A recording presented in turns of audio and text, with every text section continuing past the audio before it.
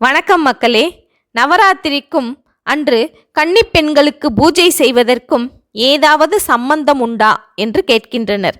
நவராத்திரி விரதம் இருந்து வழிபாட்டை மேற்கொள்பவர்கள் கன்னி பூஜை செய்வது வழக்கத்தில் உள்ள விஷயம்தான்.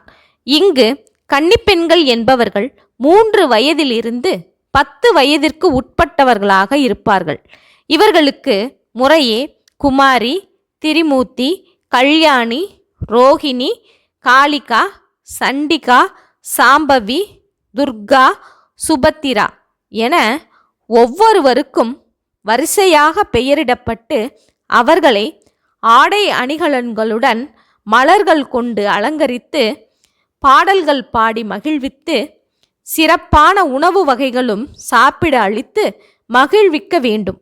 அப்பொழுதுதான் நவராத்திரி விரத பூஜை முழுமை பெற்று சிறப்படையும் என்கின்றனர் நமது பெரியோர்.